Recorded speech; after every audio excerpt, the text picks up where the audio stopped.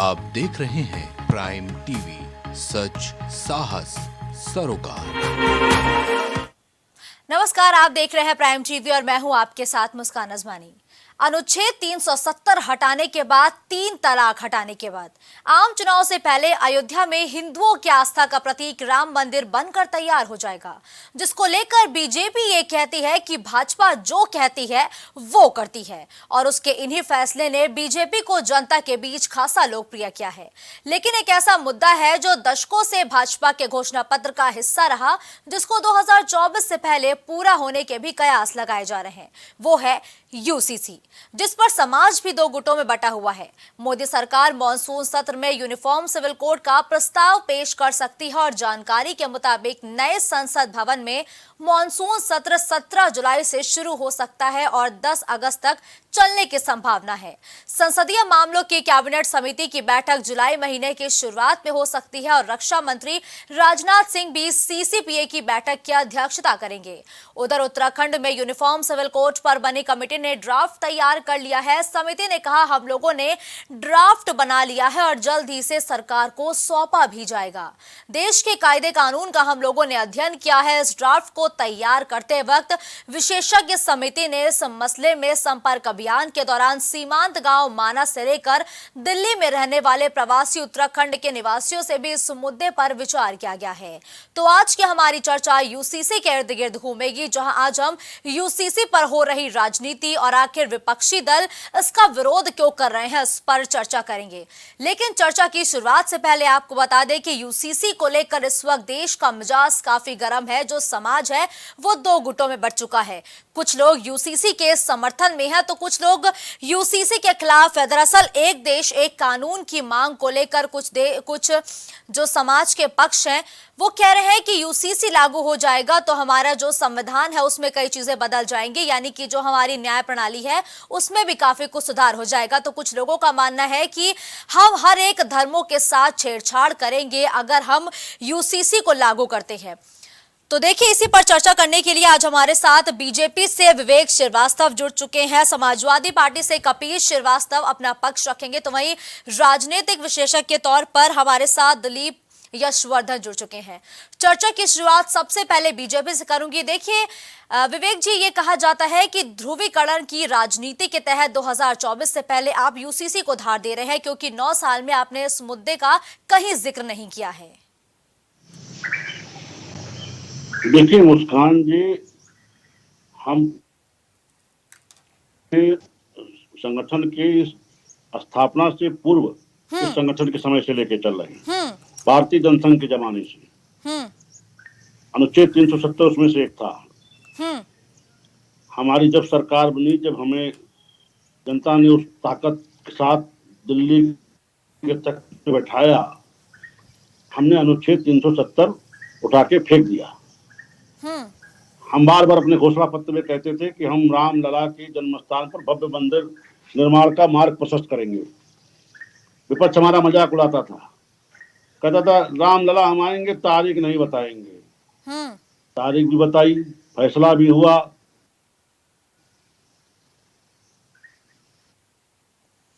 तो देखिए विवेक जी ने कहा कि राम मंदिर का निर्माण तो फिलहाल हो जाएगा। ठीक है विवेक जी, मैं वापस आपके पास आऊंगी, लेकिन उससे पहले मैं टीम को बोलूंगी कि आपकी आवाज को पहले कुछ ठीक किया जाए। सीधा इसका जवाब मैं लेती हूँ कपिल जी से। देखिए कपिल जी, विवेक जी ये कह रहे हैं कि जिस तरीके से राम मंदिर के निर्माण को लेकर जो विपक्षी हैं उन्होंने मजाक उड़ाया था, ठीक वैसे ही यूसीसी भी लागू हो जाएगा और विपक्षी दल सिर्फ मजाक उड़ाते रह जाएंगे। मुस्कान जी, सबसे पहली चीज तो ये कहेंगे काफी को हो रही सही कराएं। सबसे बड़ी बात इस बात की है मुस्कान जी, आज भारतीय जनता पार्टी सिर्फ अपने एजेंडे को लेकर के सामने, देश हित को लेकर के सामने नहीं। जो विवेक जी की बातें स्पष्ट हो रही थी, अभी तो आपने कह दिया कि राम मंदिर ये बनवा रहे, सुप्रीम कोर्ट भी ये स्वयं हो गए हैं क्या? अगर आपको बनवाना था तो 29 साल पहले क्यों नहीं बनवा दिया था आपने? ये लाल कृष्ण आडवाणी सब रथ लेकर के क्यों चले थे? ये हिंदुस्तान के अंदर दंगे और फसाद क्यों हुए? जब आपको सुप्रीम कोर्ट के आदेश पर ही मिला है, तो यही तो सारे लोग कह रहे थे कि भाई हमारे आजादी के पूर्व से ये मैटर सब जुडिशरी है, इस पे यथास्थिति लगाए रहने का आदेश है। आडवाणी साहब व्रत लेके क्यों चले? इतने लोगों को कुर्बान क्यों कराए? इतने दंगे फसाद इन्होंने क्यों कराए?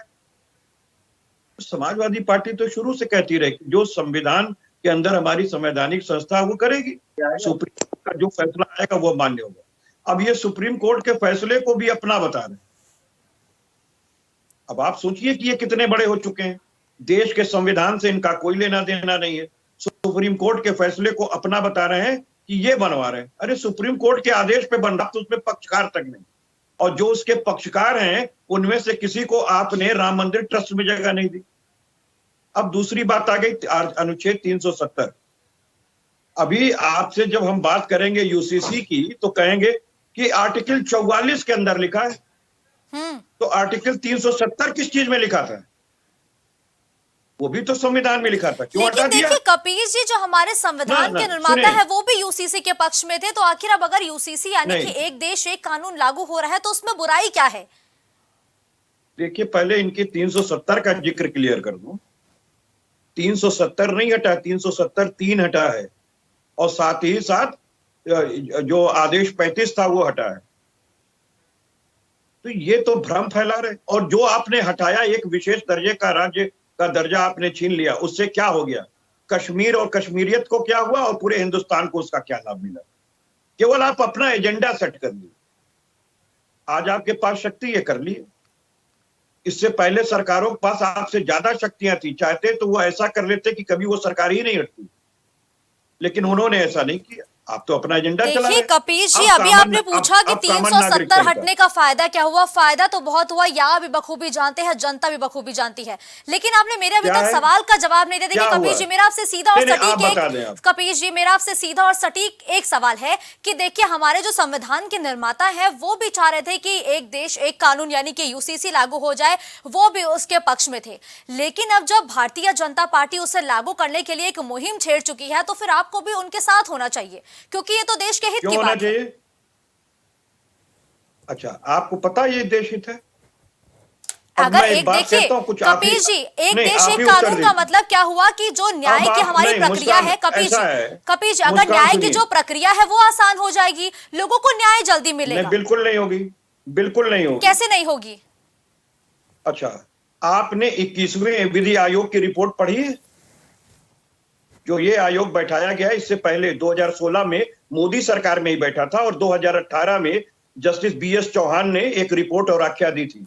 आपने पढ़ी है मुस्कान? बिल्कुल, लेकिन अभी आप मेरे सवाल का फिलहाल जवाब दीजिए। रिपोर्ट पे मैं रिपोर्ट पे देखिए, रिपोर्ट पे तो मैं बाद में आऊंगी, लेकिन जो मुख्य है, जो आखिर जनता चाह रही है, देखिए कपिल जी फिलहाल जनता का सीधा सा यही सवाल है। कपिल जी बात को सुनिए मेरी, जनता का सीधा सवाल है कि न्याय प्रक्रिया जो है वो आसान हो जाएगी, न्याय आसानी से मिल जाएगा, तो ऐसे में विपक्षी पार्टियां सरकार के समर्थन में क्यों नहीं है? जनता का सवाल नहीं है। जनता ने 8.5 लाख में 7 लाख लोगों ने कहा कि लागू नहीं होना चाहिए।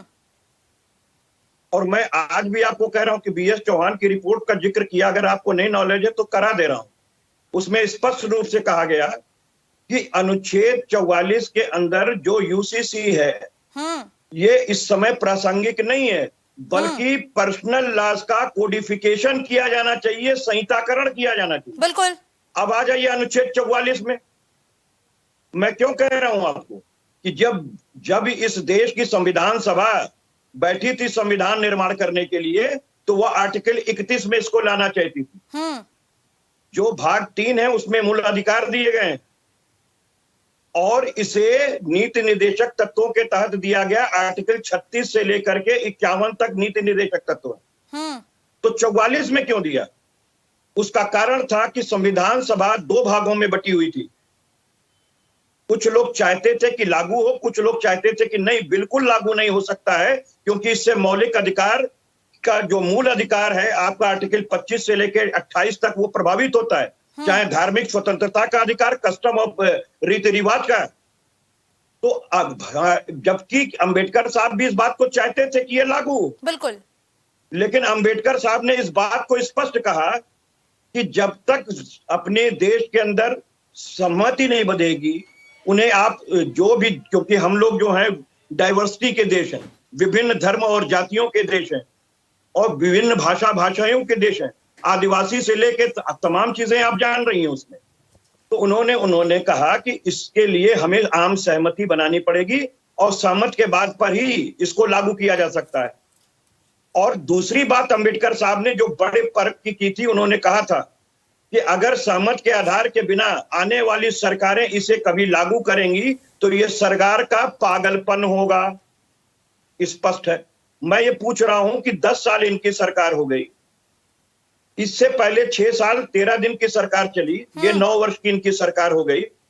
इनको अचानक याद आ रही है? इन्होंने कितनी सहमति के लिए आधार कब रखा? ठीक है, देखिए इस पर जनता से भी जवाब मांगा गया है। देखिए जनता से जवाब लिया जा रहा है, ड्राफ्ट तैयार किया जाएगा, उसके बाद ही तमाम कई मुद्दे हैं जिस पर बात होगी तभी लागू किया जाएगा। ठीक है दिलीप जी, क्या अब तक मेरी आवाज फिलहाल पहुंच पा रही है? जी मुस्कान आ रही है। ठीक है, देखिए दिलीप जी, अनेकता में एकता वाला देश है भारत, जहां पर हर धर्मों के लोग बेहद ही प्यार के साथ रहते हैं और ये कहते हैं कि गंगा जमुनी तहजीब का देश है हमारा भारत। ऐसे में क्या वाकई में यूसीसी यहां पर लागू हो सकता है दिलीप जी? यूसीसी लागू हो सकता है कि नहीं हो सकता, ये डिसीजन सरकार लेगी, संसद लेगी, विधानसभाएं लेंगी, लेकिन यूसीसी लागू हो जाने में कोई बुराई नहीं है। देखिए अगर यूसीसी, अगर एक रूपता की बात नहीं होती तो उस समय लॉ मेकर्स ने इसको संविधान में रखा ही नहीं होता। वो ऐसा, जैसा भी कपिल जी बता रहे थे, मैं ध्यान से सुन रहा था, उनकी सारी बातें सही हैं, लेकिन ये प्रावधान तो किया गया था ना कि बाद में सरकारें इसको लागू करेंगी। अब वो बाद कब आएगा, उस बाद की तो कोई समय सीमा नहीं तय करी गई थी कि वो 10 साल बाद आएगा कि 70 साल बाद आएगा कि 150 साल के बाद आएगा। और किसी न किसी सरकार को इसका इनिशिएटिव लेना पड़ेगा, और जब भी आप इसका इनिशिएटिव लेंगे तब उस समय यही बातें होंगी जो आज हो रही हैं, यही परेशानियां बाद में भी होंगी जो आज हो रही हैं। या तो सरकारें या राजनीतिक पार्टी मिलकर के ये डिसाइड कर दें कि आर्टिकल 44 को संविधान से खत्म ही कर देना है, लगना ही नहीं चाहिए, हटा ही दिया जाए इस बात को, जो पर्सनल लॉज हमारे देश में चल रहा है वो चलते रहे। लेकिन लॉ का एक नेचर होता है मुस्कान जी, कपीश भाई भी मेरे बात से सहमत होंगे कि लॉ समय के साथ इवॉल्व होता है, डेवलप होता है, अमेंड होता है, और सारे लॉज में ही होता है। तो उस समय जब पर्सनल लॉज को, हमारे धार्मिक मान्यताओं को कानूनी मान्यता दी गई थी, तब उस समय हमारा देश की बाउंड्री बड़ी छोटी थी। भारत से जो 1947 में हमको जो जमीन मिली थी वो वही जमीन मिली थी जो अंग्रेजों के कब्जे में थी। उसके बाद 565 रियासतें हमारे भारत में जोड़ी गई, भारत की बाउंड्रीज का विस्तार हुआ। तो उस समय यूसीसी को लागू करना ज्यादा कठिन था, इसीलिए प्रावधान करके छोड़ दिया गया कि जब बाद में कोई सरकार इसको लागू करना चाहेगी तो करेगी, और करना चाहिए पर्सनल लॉज। और मेरा ये मानना है कि पर्सनल लॉज में जो धार्मिक मान्यताएं हैं उनको यूसीसी के माध्यम से कहीं खत्म नहीं किया जा रहा है, सिर्फ कानूनी मान्यताओं की बात करी जा रही है, धार्मिक मान्यताओं की बात नहीं होगी। लेकिन मैं इस बात का पक्षधर जरूर हूं मुस्कान जी कि यूसीसी किसी स्टेट के द्वारा लागू नहीं होना चाहिए। बिल्कुल।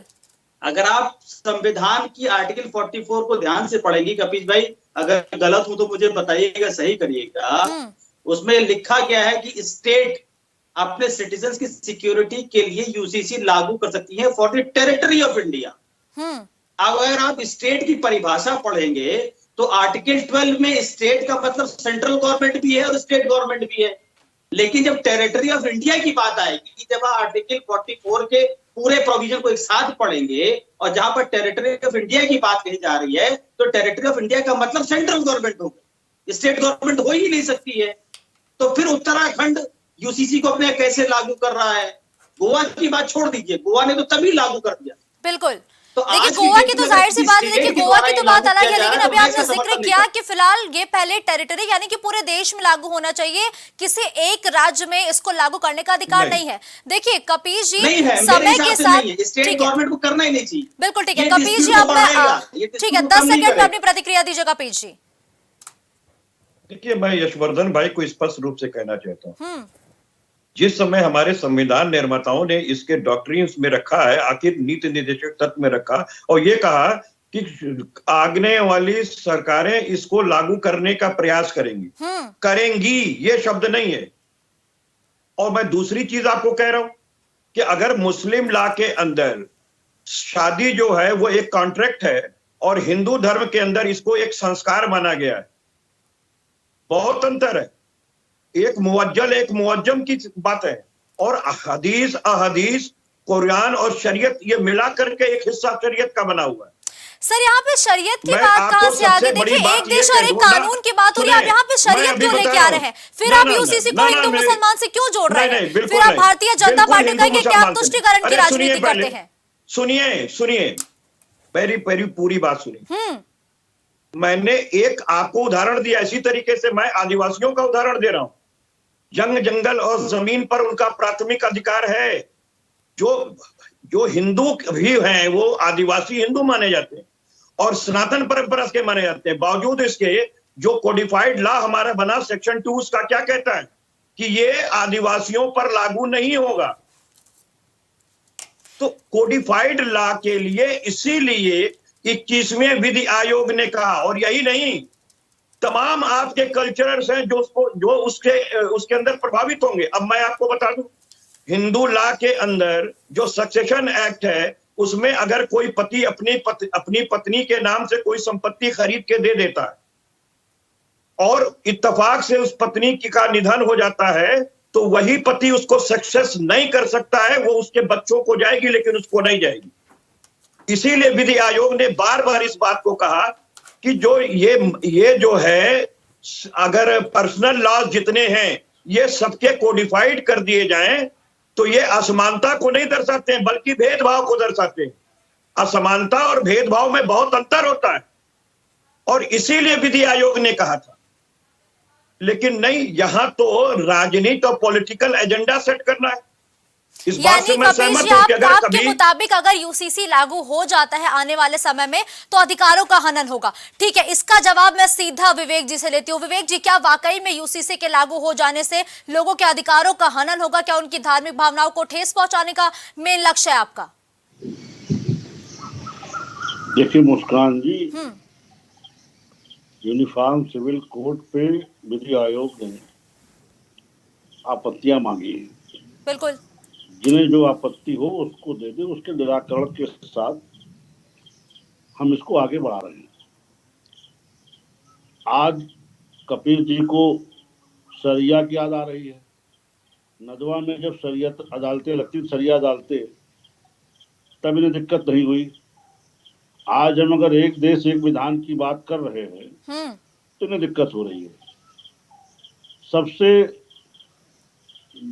जो लोग ज्यादा अल्पसंख्यक हैं उन्हें कोई समस्या नहीं है।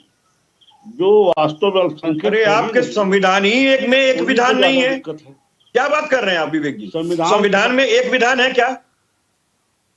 371 अभी लागू है कि नहीं लागू है? आपके ही एक 7 स्टेट का एक स्टेट है जहां आपको परमिट बनवा के जाना पड़ता है। फैमिली पेंशन आपने देखा जो 3 तलाक का कानून आया, ये उस कुरीति को दूर करने में सक्षम था ना। इसीलिए तो कह रहा हूं कि आप कोडिफिकेशन लाना, आप क्यों किसी पे जबरन लागू करना चाहते हैं? सिखों में आनंद एक्ट लागू होता है, उनके अलग तरीके से विवाह करने की विधियां हैं, सक्सेशन करने की विधियां हैं। आप इस बात क्यों नहीं समझते? प्रवक्ता के पेट में दर्द हो रहा है। केवल यही नहीं है, जो आदिवासियों का अधिकार है उसको कहां आप लेकर के जाओगे? आप उनका भी अधिकार छीन लेना चाहते हैं क्या? आप जो है आदिवासियों का अधिकार भी छीन लेना चाहते हैं। आर्टिकल 40 कैसे बराबरी कराएगी फिर? आर्टिकल 40 में क्या लिखा है विवेक जी? देश को आप बता दीजिए। संविधान में 370 में क्या और 371 में क्या है, यही बताइए। जो एडल्ट्री जो है वो केवल पुरुष पे ही क्यों लागू होगी? एडल्ट्री महिला पे क्यों नहीं लागू होती है? इसको अच्छा लगे, इसको असमानता नहीं कहते हैं, इसको भेदभावपूर्ण कहते हैं, और इसको कोडिफिकेशन लॉ से दूर किया जा सकता है।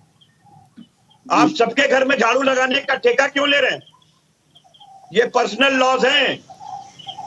देखिए कपीश जी, इसका मैं आपको जवाब दूंगी। जब गंदगी, सुनिए कपीश जी, न्यायालय को प्रभावित करते हैं। कपिल जी, मैं इसका एक जवाब आपको दूंगी। जब कहीं गंदगी होती है ना तो पूरे मोहल्ले को साफ करना पड़ता है, पूरे क्षेत्र को साफ करना पड़ता है।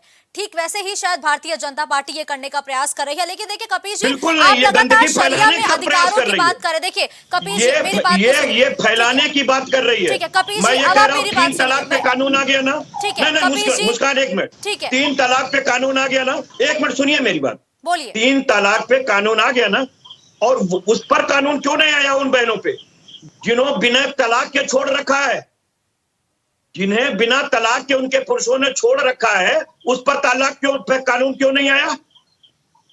ना भरण पोषण देंगे। अरे भाई मेरा माइक तो सीधा है और सही है। मैं पूछ रहा हूं 3 तलाक पे तो आप कानून ले आए। ऐसे अगर कोई कुरीतियां हैं आप कानून ला के दूर कर सकते हैं, लेकिन आपने हिंदू महिलाओं में जिनके पतियों ने बिना तलाक के छोड़ रखा उन पर कानून क्यों नहीं लाया, ये मुझे बताइए। और 3 तलाक की गलत तरीके की जो प्रैक्टिस थी, 1 मिनट सुन लीजिए विवेक जी, 3 तलाक की जो गलत प्रैक्टिस थी उसको रोका गया है। 3 तलाक एक ही टाइम में 3 बार नहीं दिया जा सकता है, ये शुरू से कह रहा हूं आपको। वो 3 इद्दत का पीरियड होता है और 3 चंद्रमास होता है। अगर आपको मुस्लिम लॉ ना मालूम है, क्योंकि मैं एडवोकेट हूं इसलिए मैं जान रहा हूं, और मैं ये जान रहा हूं कि पर्सनल लॉ कैसे बने, विधि का निर्माण कैसे होता है, विधि का निर्माण कैसे होता है। हम लोगों को अपने स्टूडेंट काल में सबसे पहले यही बताया था कि विधि का निर्माण कैसे होता है।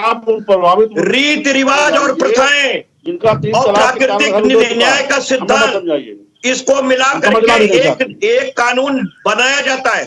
आप इसी डाइवर्सिटी को खराब करना चाहते हो। आपको मैंने भरपूर समय दिया कि अभी आपने अपनी बातों को रखा, लेकिन कपिल जी आपको भरपूर समय मैंने दिया कि आप अपनी बातों को रखें। धर्म के ठीक है, आप मुद्दे को दूसरी तरफ, करो। कपिल जी आप मुद्दे को दूसरी तरफ मत लेके जाइए। और आपको मैंने भरपूर समय दे दिया कि आप अपनी बातों को रखें, लेकिन आप 370 और 3 तलाक को लेकर के कह रहे हैं कि शरिया शरिया शरिया। आप सिर्फ शरिया का ही बोलबाला अभी हमारी जनता को बता रहे हैं। ये बताइए कि शरिया में अधिकारों के बारे में क्या कुछ है? 3 अच्छे अधिकार मुझे बताइए जिन अधिकारों की बात आप करें कि अधिकारों का हनन होगा।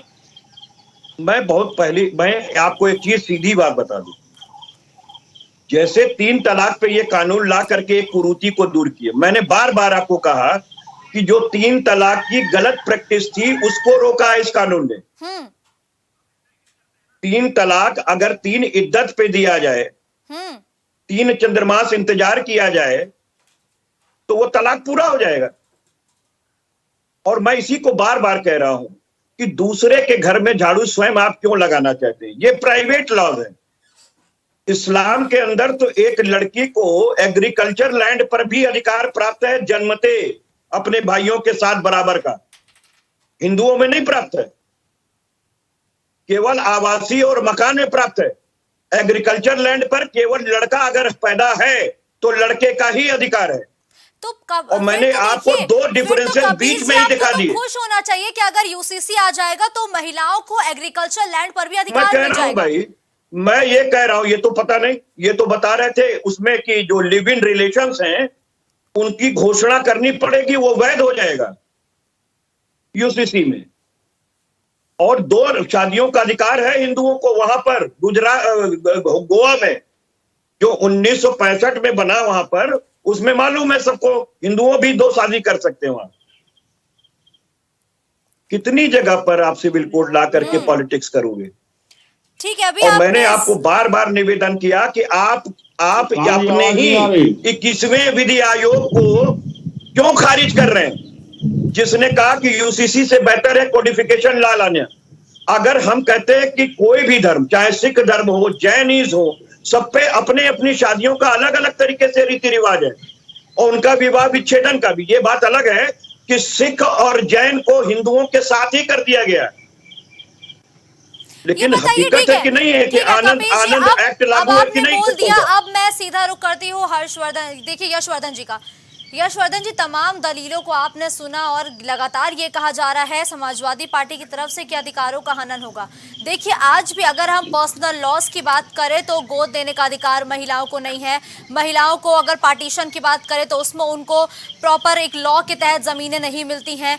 तलाक को लेकर के कोई मुख्य एक हर एक अगर हम धर्म की बात करें तो अपने अलग अलग लॉज है। क्या अगर ये सारे लॉज खत्म करके सिर्फ एक ही कानून बन जाएगा तो महिलाओं को, आपको नहीं लगता कि उनके अधिकार जल्दी मिल जाएंगे? मुस्कान जी, मैं महिला पुरुष के अधिकारों पर ना जाकर के एक साधारण सी बात ये जरूर कहूंगा कि हम अक्सर ये बात करते हैं कि अंग्रेजों के जमाने के बनाए कानून हैं, इनको खत्म हो जाना चाहिए। मैं सामान्यतः बात कर रहा हूँ हर कानून की। और डेवलपमेंट बहुत ज्यादा हो गया है, हर कानून में अमेंडमेंट बहुत ज्यादा हो गए। तो बेहतर ये होगा कि जो पुराने कानून हैं उन सारे अमेंडमेंट्स को, पुरानी धारणाओं को, सबको कंपाइल करके अगर एक नया कानून नए तरीके से लगा दिया जाए।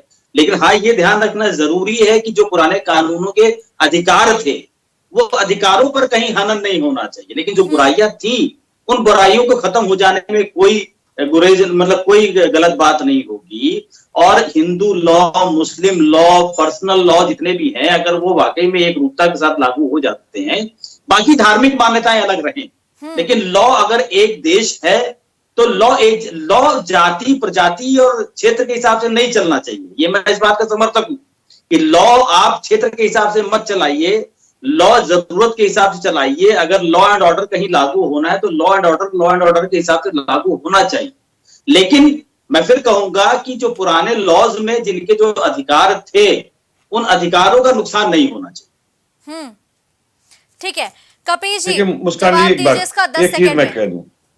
नहीं, मैं इसका स्पष्ट रूप से आपको उदाहरण पेश कर रहा हूं। और मैं अब दूसरे धर्म जाति की बात नहीं कर रहा हूं, मैं सनातन और मैं हिंदू धर्म की बात कर रहा हूं। यशवर्धन जी को भी मालूम है बहुत अच्छे से कि हमारे यहां भी 3 शाखाओं से गवर्न होते हैं सनातनी, जिसमें कि मुख्यतः एक मिताक्षरा और एक दया भाग है। एक जगह मातृ सत्तात्मक चलती है, एक जगह पितृ सत्तात्मक चलती है। केरल में मामा और भांजी की शादी सर्वश्रेष्ठ मानी जाती है, लेकिन हम लोगों की ओर जो है वो 7 पीढ़ी पिता की तरफ से और 3 पीढ़ी माता की तरफ से विवाह नहीं किया जा सकता, क्योंकि ये सहोदर विवाह माना जाएगा और ये प्रारंभ से ही शून्य होगा, नल एंड वाइड होगा। तो आप अपने ही कल्चर में देख लीजिए, जब आप विवाह की बात कर रहे हैं, मैरिज एक्ट पे लागू होगा, आपके तलाक लेने पर लागू होगा। तो अगर इस्लाम में वो कॉन्ट्रैक्ट एक्ट है या आनंद एक्ट से जो सिख अलग प्रक्रिया से एक विवाह करते हैं, जैन अलग प्रक्रिया से विवाह करते हैं, सनातनी अलग प्रक्रिया से विवाह करते हैं, उनके विच्छेद की प्रक्रिया अलग क्यों नहीं होगी? भाई हम ये कह रहे हैं कि आप डाइवर्सिटी के देश है, आप किसी मुल्क से अपनी तुलना नहीं कर सकते, क्योंकि आप पाकिस्तान और बांग्लादेश और अगर कहीं से भी तुलना करेंगे तो इस्लामिक कंट्रीज है या ईसाई कंट्रीज है या कोई यहूदी की कंट्री है। हम तो एक गुलदस्ता हैं और हम कह रहे हैं कि आपके अंदर जो भी कमियां हो उसको कोडिफाइड लॉज ला करके दूर किया जा सकता है। मुस्कान अपने घर में क्या खाएंगी, क्या पहनेंगी, कब जगेंगी, कब झाड़ू लगाएंगी, ये कपिल श्रीवास्तव नहीं तय कर सकते। ये मुस्कान के पिताजी तय करेंगे। ये कोई भी नहीं तय कर सकता सर, क्योंकि 18 के होने के बाद मैं स्वतंत्र हूँ, ये कोई भी तय नहीं कर सकता, ना तो आप ना मेरे माँ बाप। देखिए ये पूरी मेरी जिंदगी है और मैं पूरे अपनी स्वेच्छा से जीऊंगी, तो आप मेरी बात तो फिलहाल छोड़ दीजिए। लेकिन ठीक है, ठीक है, आपके सवालों का सीधा जवाब मैं विवेक जी से ले लूंगी। ठीक है विवेक जी, अभी आपने कपिल जी की बातों को सुना, उन्होंने कहा कि केरला में जिस मामा भांजी की शादी को अच्छा माना जाता है, उसी शादी को हमारे यूपी में कहा जाता है कि नहीं, आपसी रिश्तों में शादी होना गलत है। तो ऐसे में यूसीसी आखिर क्यों लागू किया जा रहा है? एक देश एक कानून की बात क्यों कह रही है भाजपा? देखिए मुस्कान जी, विधि आयोग ने इस पे आपत्तियां मांगी है। उन आपत्ति निराकरण से हम आगे बढ़ेंगे। तमाम प्रदेशों ने भी इस पे कमेटी का गठन किया था, अब भारत सरकार ने पहल की है। समाजवादी पार्टी के प्रवक्ता को कुछ आपत्तियां, तो विधि आयोग के समक्ष अपनी आपत्तियां दर्ज कराए, अरे वो मैं आपत्ति दे चुका हूं, किंतु मेरी आपत्तियों से मतलब नहीं ये है, कॉमन सिविल सिर्फ कोड इतना बता दीजिए जो मैं आपके सामने रखा बात आवश्यकता है उसके आप हमें उसका लाभ बता दीजिए, कैसे आप करा देंगे। उत्तरांचल में जो आपका ड्राफ्ट आ रहा है, भारतीय जनता पार्टी के प्रवक्ता कह रहे हैं कि उसमें जो है लिव इन रिलेशन को घोषणा करनी पड़ेगी और उसके बाद वो जायज हो जाएगा। यानी आप इस स्तर पर आने के लिए तैयार हैं? जो रिपोर्ट क्या आप मुता विवाह टाइप चीजें चाहते हैं? ये लिव इन रिलेशन क्या मुता विवाह से अलग है क्या?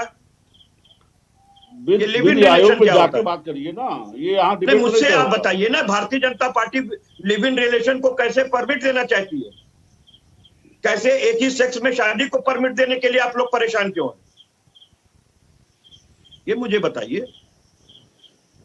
और आप कहेंगे सामान्य नागरिक पार्टी का विषय, यहाँ हिंदू बहनें बिना तलाक के छोड़ी जा रही हैं, उस पर कोई कानून लाने की बात क्यों नहीं करते हैं?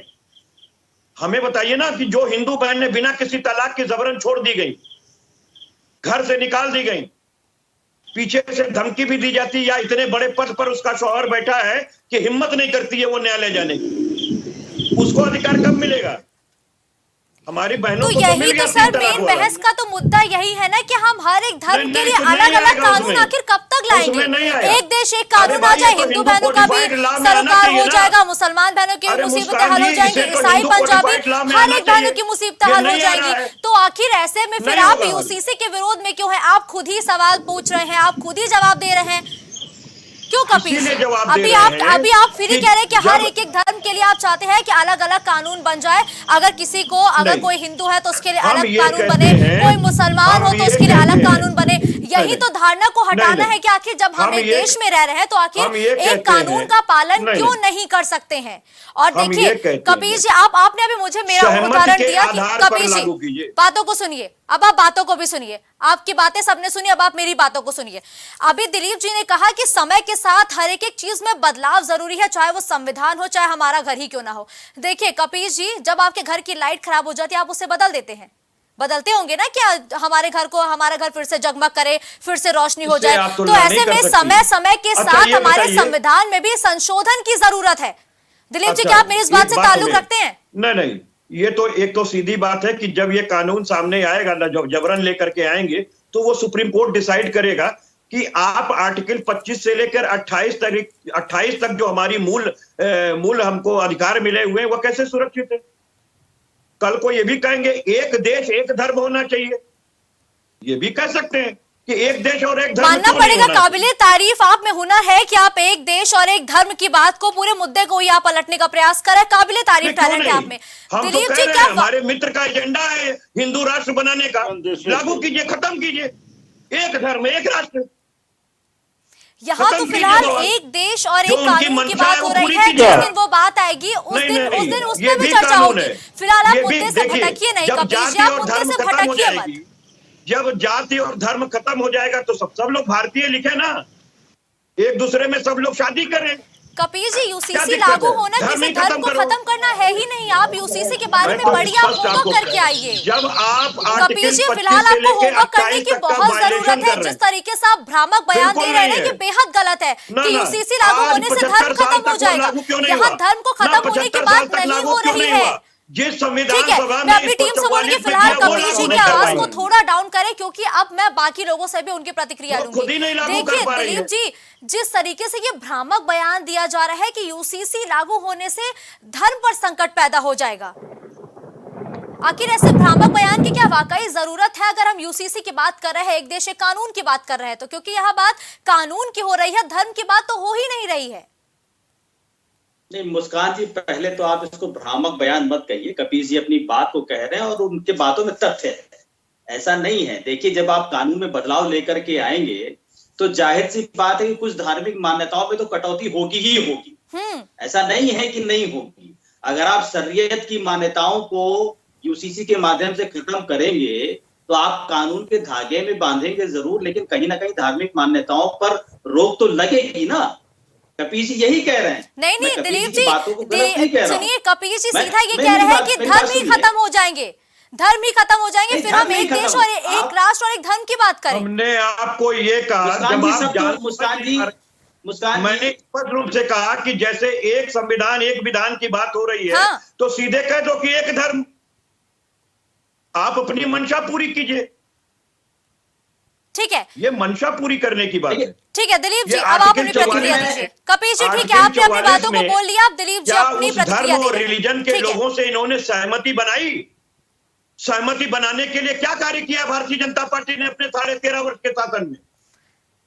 सर, सबसे लेकिन फिलहाल मैं- सलाह मांगी जा रही है, सबसे आखिर ये कहा जिसने जा रहा है कि वो संविधान में अपने रखा, सुझावों को विधि आयोग को उसने ही भेजे, संविधान- इसीलिए नहीं, इतना समय आखिर लिया जा रहा है। जिसने तो आप ये संविधान नहीं को कह रखा, सकते कि किसी से पूछा नहीं जा रहा है, किसी से चर्चा नहीं की जा रही है। आपसे कह रहा हूं। ठीक है, चलिए कि फिलहाल 21वीं समय हमें इतनी ही संविधान- इजाजत देता है। धन्यवाद आप सभी गेस्ट का हमारे साथ जुड़ने के लिए। तो देखिए, यूसीसी पर विवाद लगातार जारी है और यूसीसी को लेकर जो समाज है वो दो गुटों में बंट गया है। दरअसल कुछ लोगों का मानना है कि यूसीसी लागू होने से जो अलग अलग धर्म है उस पर खतरा बढ़ जाएगा, तो वही कुछ लोगों का मानना है कि अगर यूसीसी वाकई में लागू हो जाती है तो जो हमारी न्याय प्रक्रिया है उसमें आसानी आ जाएगी, लोगों को अपने अधिकार जल्दी मिल जाएंगे और ऐसे में न्याय भी लोगों को जल्दी मिल जाएगा। तो भाजपा का एक लंबे समय से घोषणा पत्र का ये वादा रहा है कि वो जल्दी यूसीसी को लागू करेगा, लेकिन 2024 के चुनाव आने से पहले भारतीय जनता पार्टी अब यूसीसी के मुद्दे को धार देने का प्रयास कर रही है, जिसकी वजह से अब उत्तराखंड में यूसीसी को लेकर एक ड्राफ्ट भी तैयार कर लिया गया है,